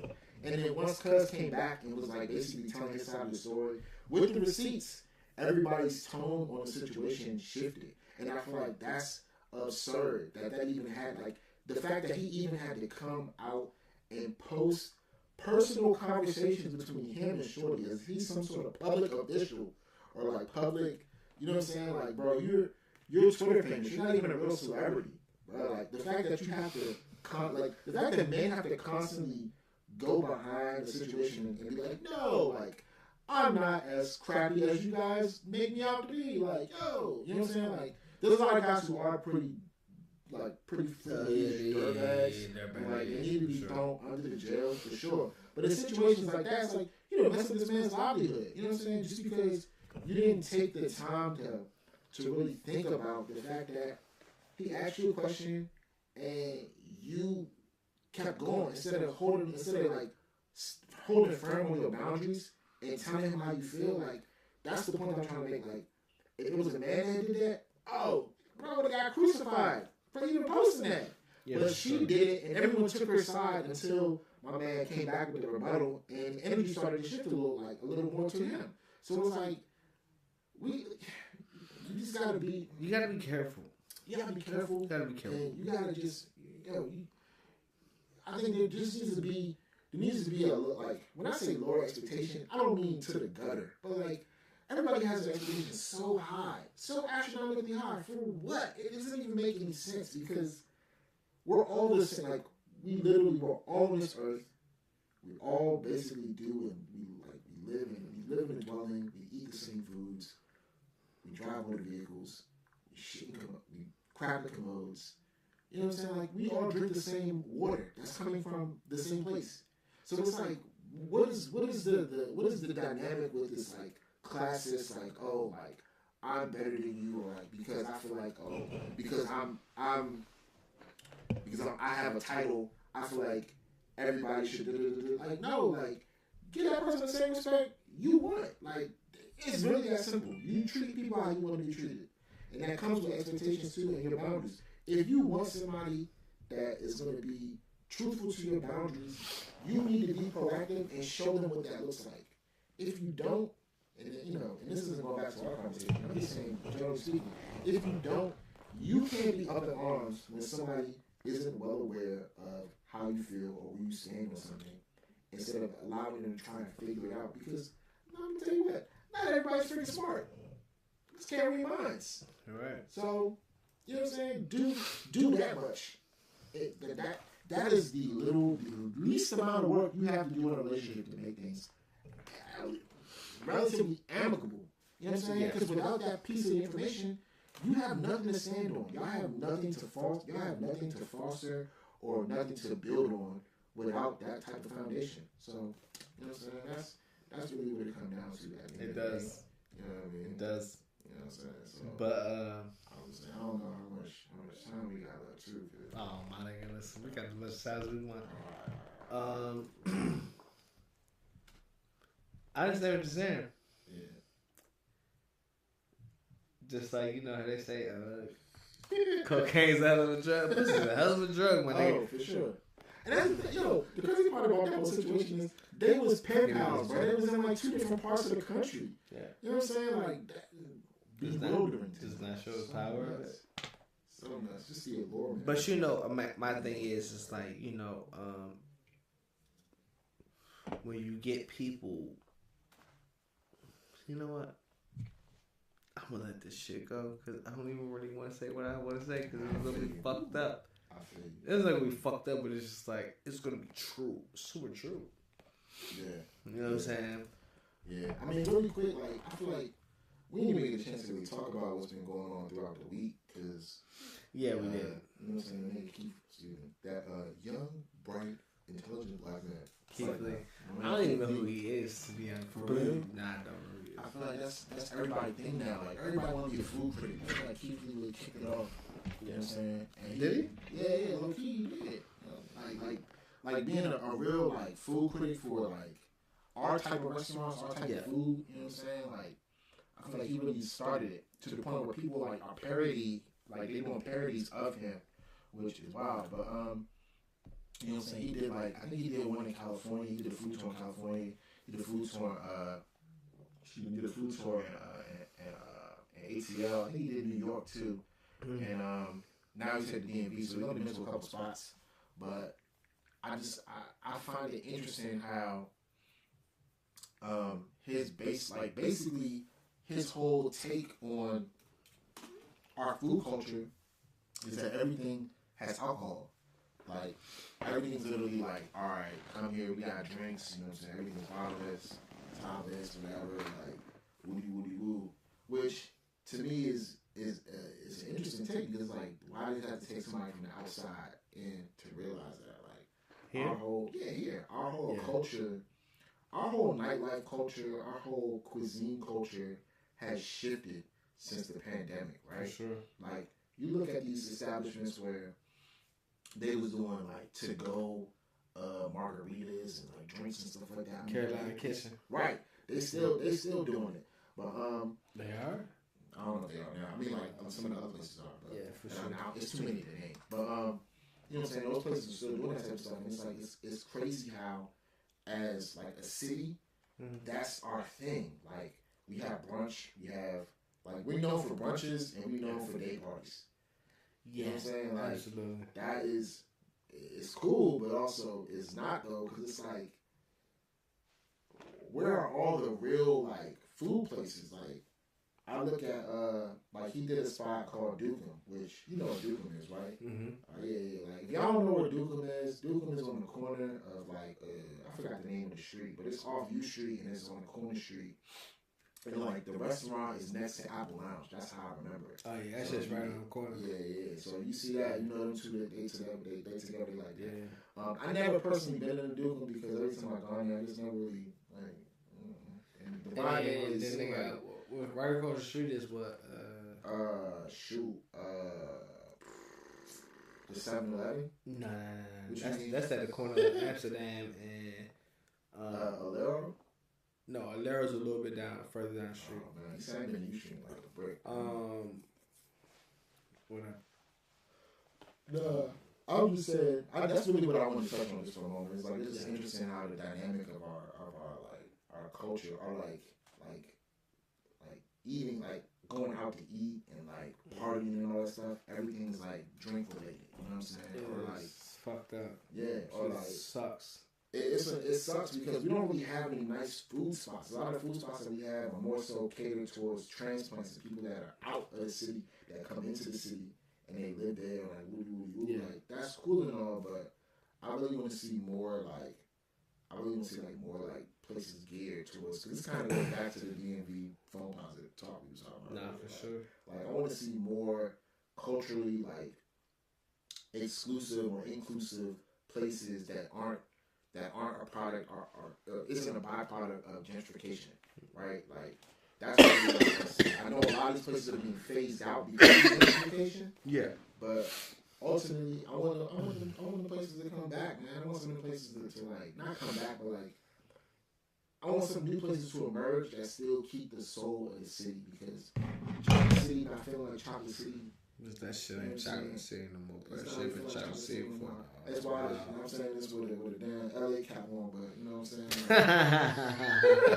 But I'm just saying, man, like, it ain't even, you know what I'm saying, it ain't even, shit been Chocolate City, man. It's changed so much.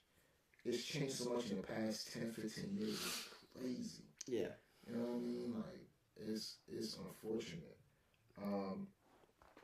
And that's my soapbox. I'm gonna get off of that. Hey man, listen. I thank you guys. Hold on. All right, camera's right here. We'll be right back. It's like, it's right. I thank you guys for tuning in, man. Saturday night lit. I had to get my shit together. This is my brother.